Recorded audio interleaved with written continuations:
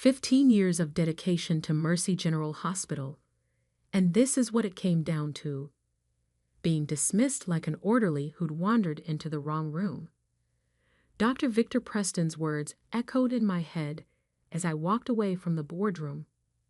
This is for actual doctors, not just some nurse. I clutched my designer handbag containing the $50 million check that would save the hospital from bankruptcy and smiled. Tomorrow, they'd learn what just some nurse could do. My name is Alexander Mitchell, and I've spent my entire career being underestimated. When you're a nurse, people see the uniform, not the person. They don't see the nights you spend studying investment reports between rounds. They don't notice you monitoring stock tickers while monitoring patient vitals. And they certainly don't realize that the simple nurse they ignore has built a medical technology empire worth billions. It started 12 years ago, during a particularly brutal night shift in the ER. I watched another patient die because our monitoring systems were too slow, too outdated to catch the warning signs in time. That night, I went home and started sketching designs for what would become the Media Alert system, now standard equipment in hospitals worldwide. But at Mercy General, I was still just Nurse Mitchell, the quiet one who worked extra shifts and never complained. Even as my company, Mitchell Medical Technologies, revolutionized patient care across the globe, I kept working my regular shifts. The hospital was my home, its patients my purpose. Money meant nothing without the ability to directly help people.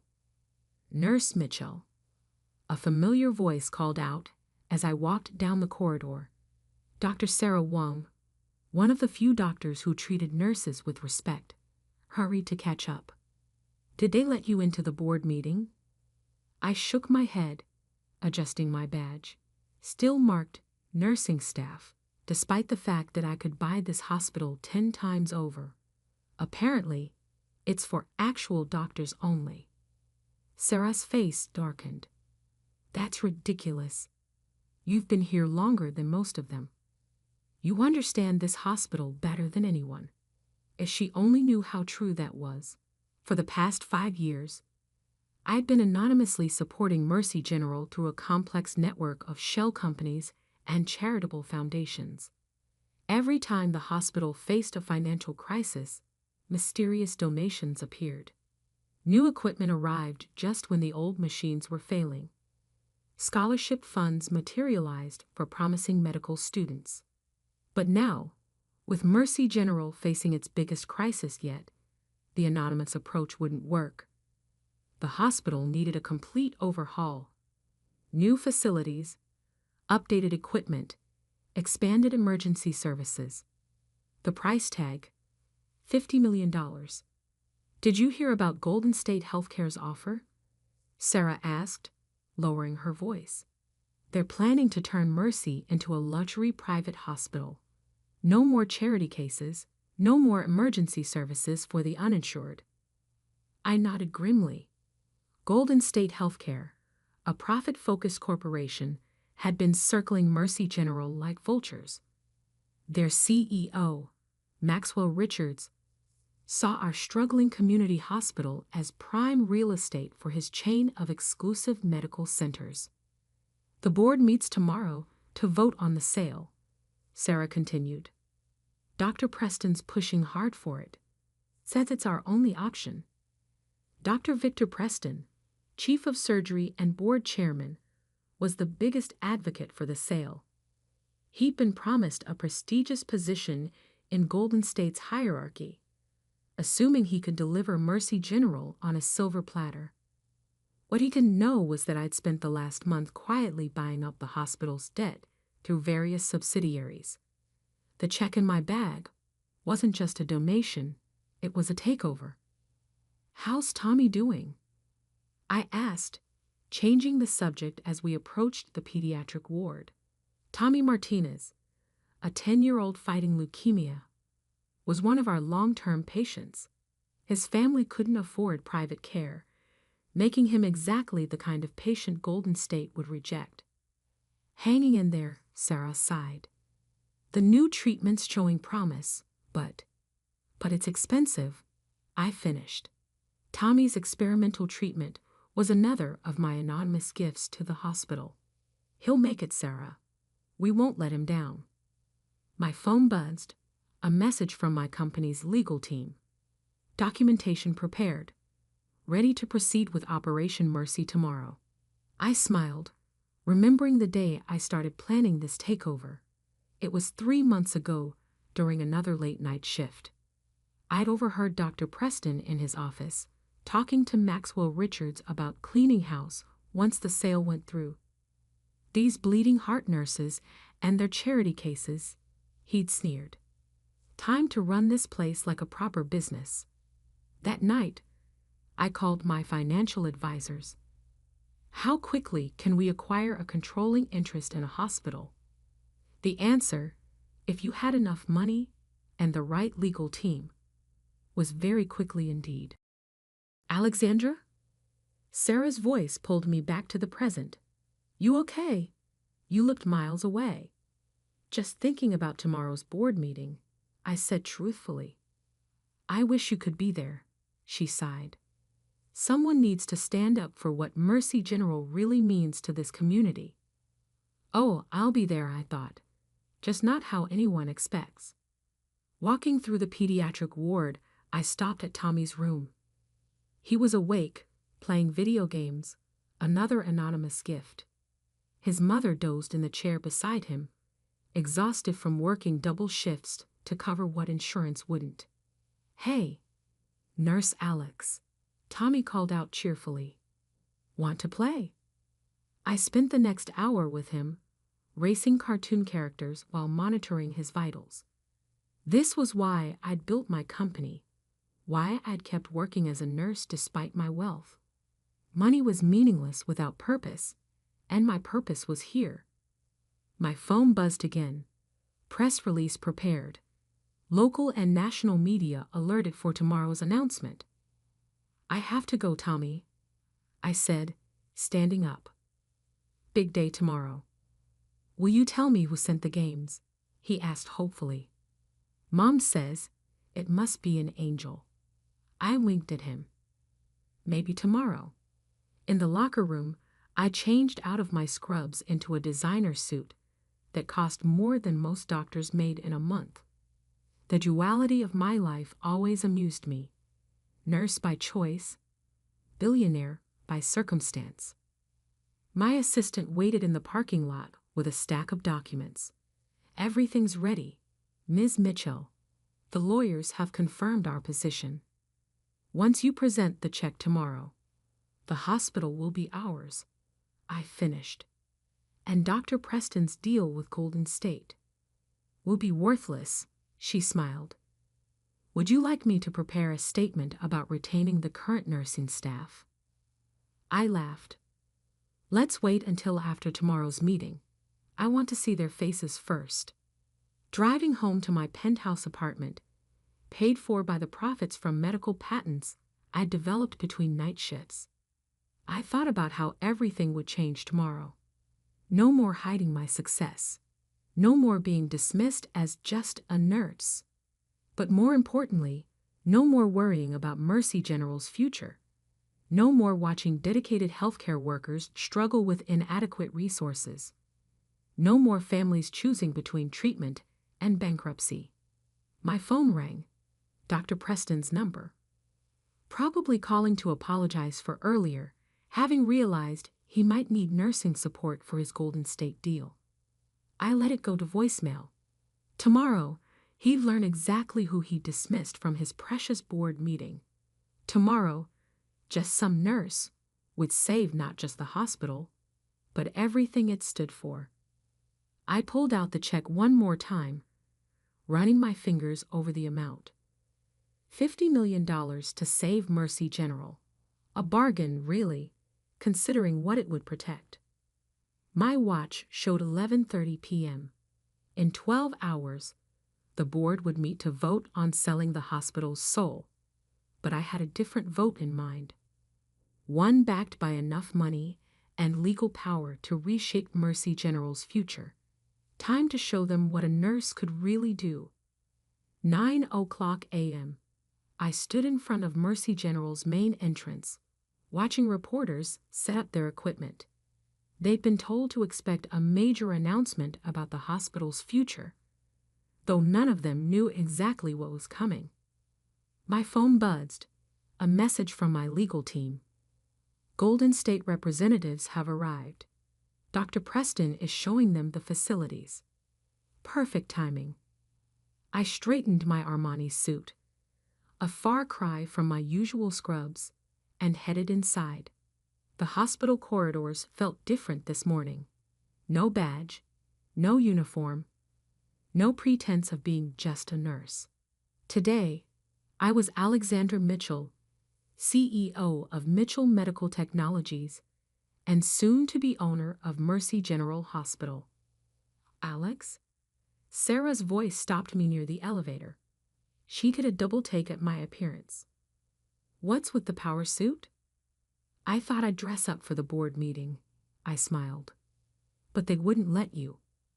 Her voice trailed off as she noticed the portfolio in my hands. What are you planning? Come watch and see. The boardroom was on the top floor, with views overlooking the city. Through the glass walls, I could see them assembling.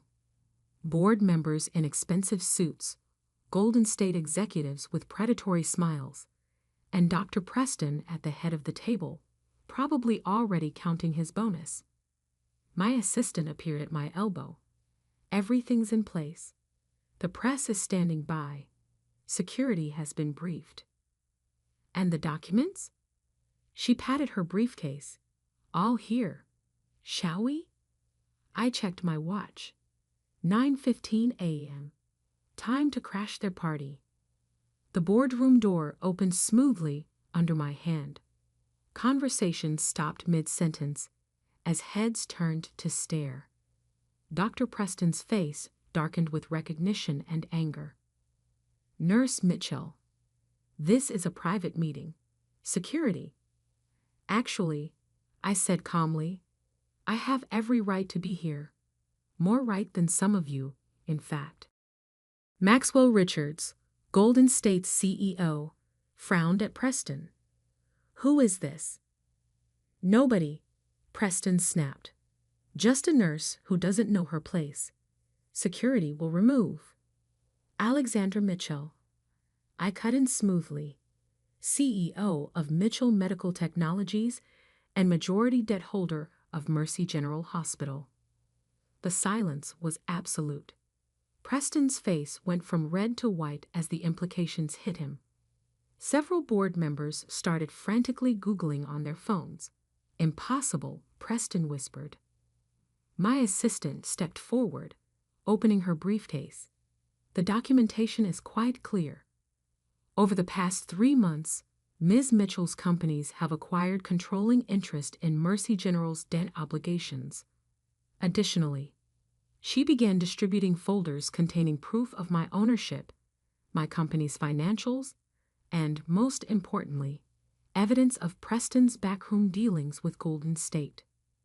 This is outrageous. Preston stood, his chair scraping back. The sale to Golden State is already arranged. Is it? I smiled, pulling out the check. Because I'm prepared to offer an alternative. $50 million, Dr. Preston. Enough to clear the hospital's debt, upgrade all facilities, and establish an endowment for future growth. Maxwell Richards leaned forward, shark-like eyes reassessing me. Mitchell Medical Technologies. The Media Alert System. That was you. I nodded. Along with 37 other medical patents currently in use worldwide, including, Dr. Preston, the surgical monitoring system you praised in last month's medical journal. Preston collapsed back into his chair, remembering his glowing review of technology created by just some nurse. The boardroom door opened again. Sarah entered, followed by a stream of hospital staff. Nurses, technicians, orderlies.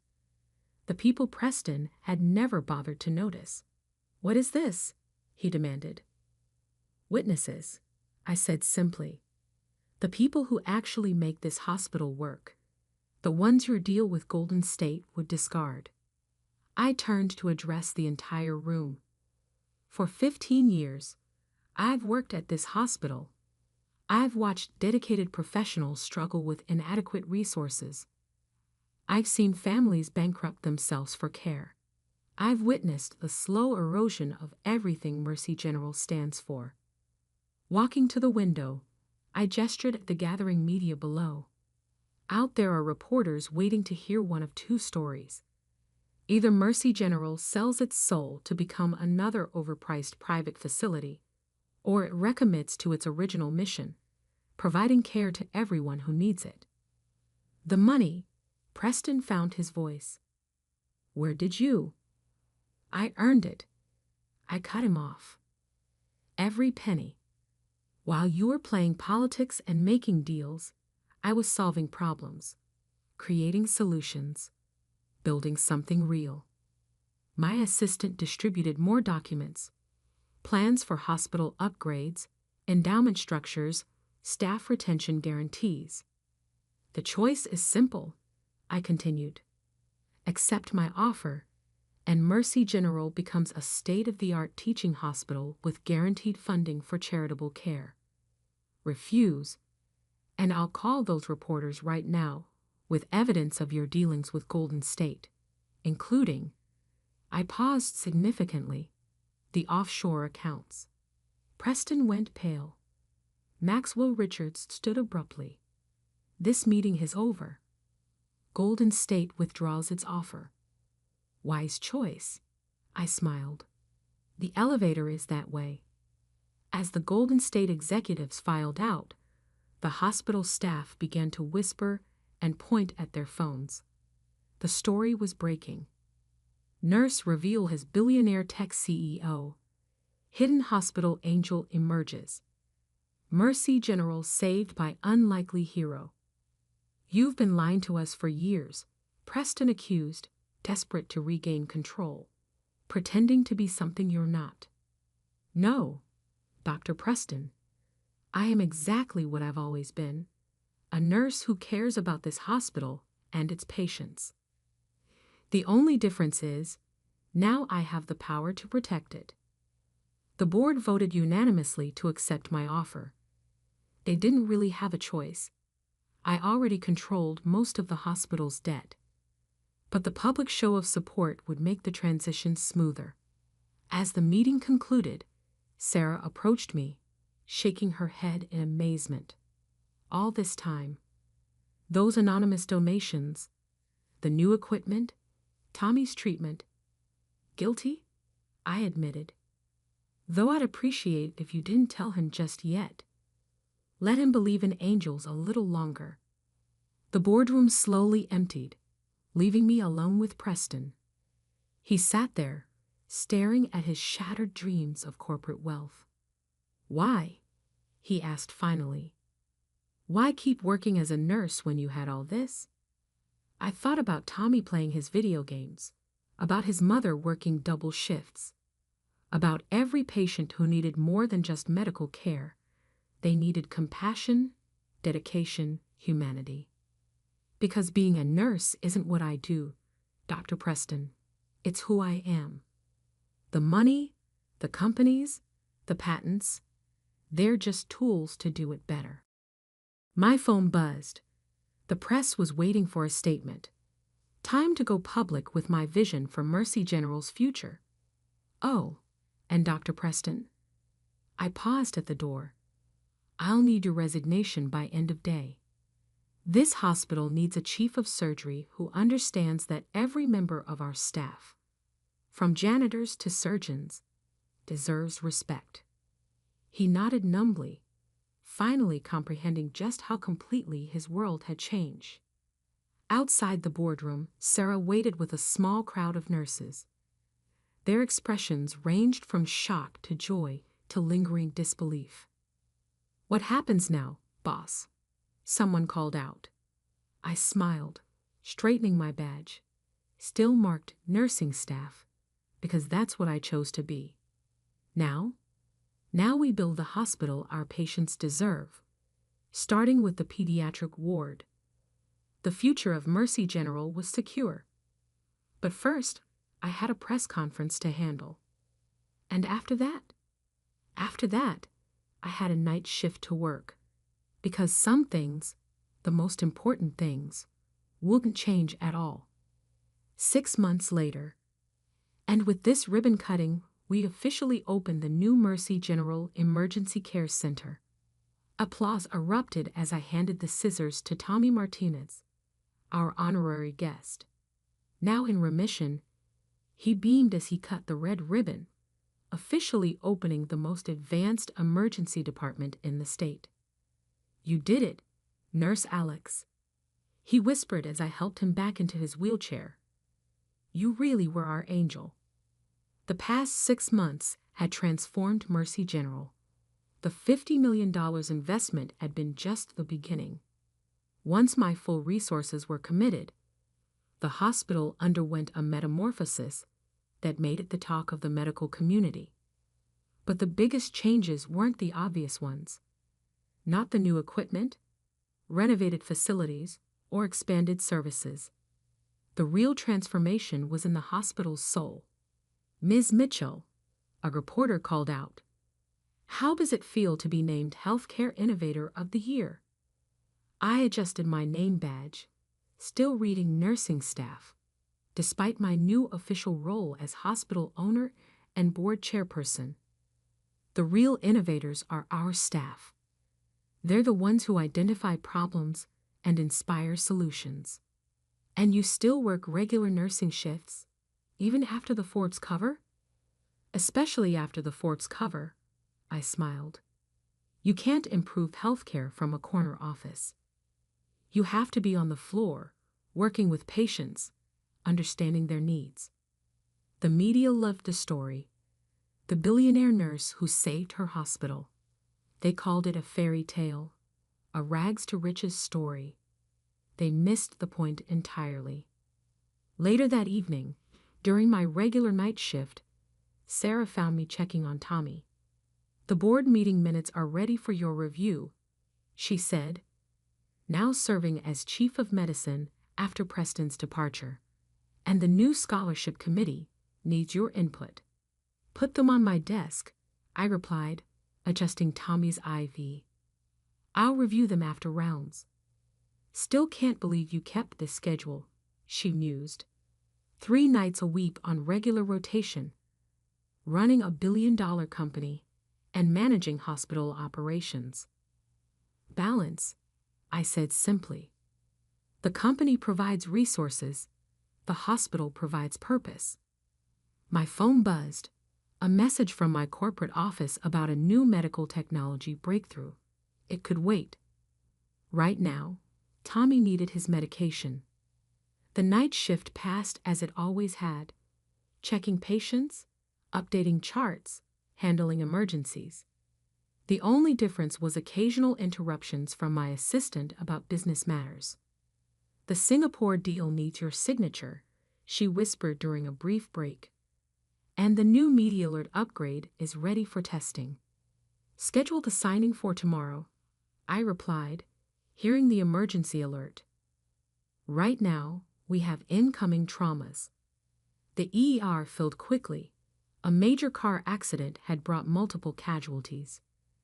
I worked alongside the same nurses and doctors who, 6 months ago, had seen me only as just a nurse. Now they knew who I was, but more importantly, they understood why I chose to be exactly where I was. "Nurse Mitchell," Dr. Rodriguez called out, "we need your expertise on this patient's monitoring setup." The Media Alert system, my first major invention, had evolved based on direct experience with patients. Every upgrade, every improvement came from real-world needs identified during shifts like this. As dawn approached, I made my final rounds. The pediatric ward had been completely renovated. now featuring private rooms equipped with the latest technology. But technology wasn't everything. Each room also had comfortable beds for parents, relaxation areas for families, and all the human touches that made healing possible. Morning, boss. The day shift nurses greeted me as they arrived. Some still struggled with how to address me. Was I Nurse Mitchell? Ms. Mitchell? The CEO? I'm still just Alex. I reminded them, the titles don't matter.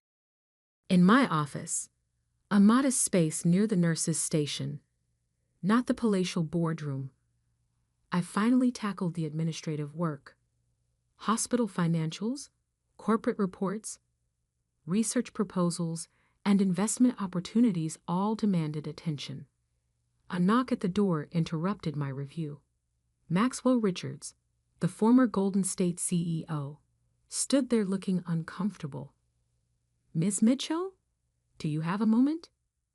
I gestured to a chair, curious. He'd disappeared after the failed takeover, his predatory healthcare model rejected. I've been following what you've done here, he said carefully.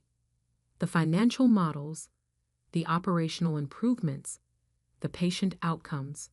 It's remarkable. Thank you. Our board, we've been discussing a possible partnership. Not a takeover, he added quickly, but implementing your methods across our facilities. Making healthcare more humane. I studied him thoughtfully. And the profit margins. Actually improved, he admitted.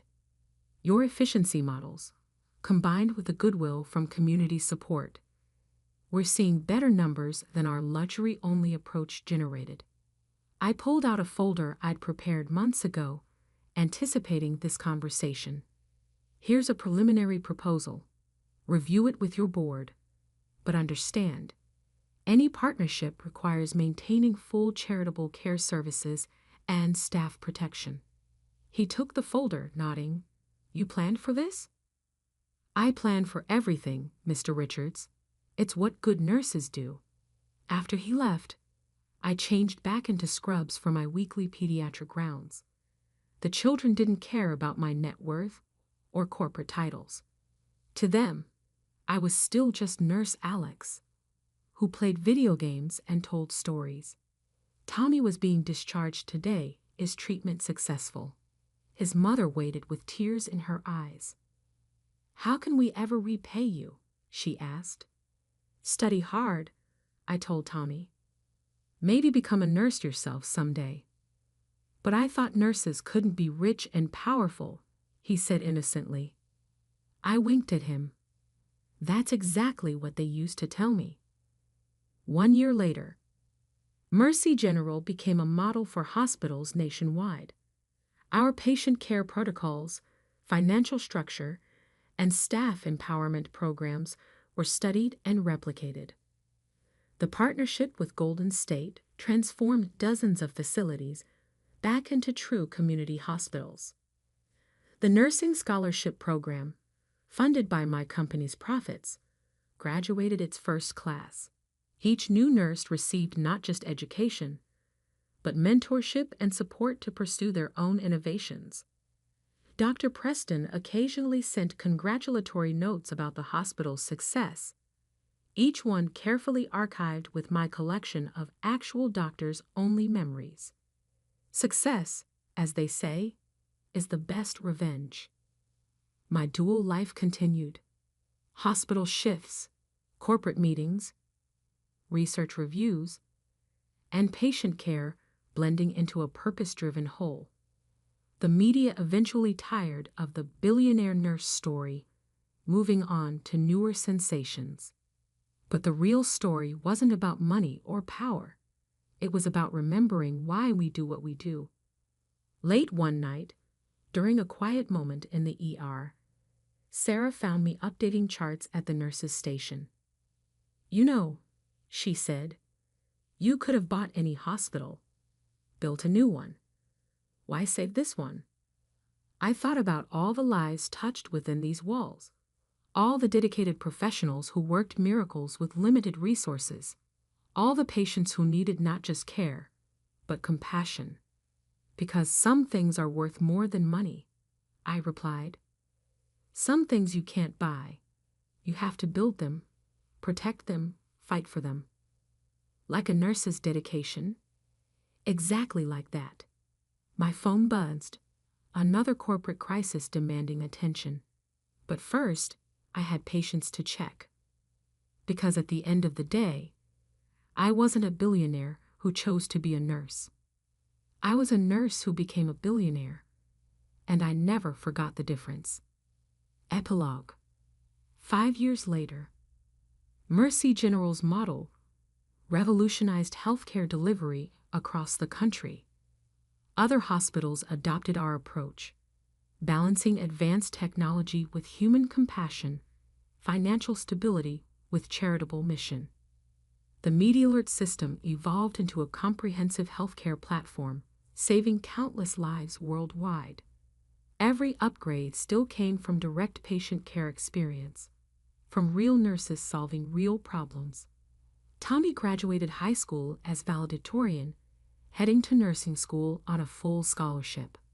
His graduation speech mentioned angels who walk hospital corridors in nurses' uniforms, proving that power and compassion aren't mutually exclusive. I still work night shifts, still wear the same badge, still believe in the importance of direct patient care. My corporate empire grows, but its purpose remains unchanged. Supporting and advancing the work that happens in hospital corridors every day. Sometimes, new staff members are surprised to find the hospital's owner changing bedpans or checking vitals. They expect wealth to mean distance, power to mean delegation. They don't understand that true power comes from purpose, not position. That real success isn't about escaping the front lines. It's about improving them. Just a nurse, they used to say. Now they understand. There's no such thing as just a nurse. There are only people dedicated enough to do whatever it takes. Whether that's inventing new technology, building business empires, or simply holding a patient's hand through the darkest hours of the night. That's what I am. That's what I'll always be. A nurse who proved that compassion and power can work the same shift, that wealth and dedication can share the same badge, that changing the world sometimes starts with changing a bandage.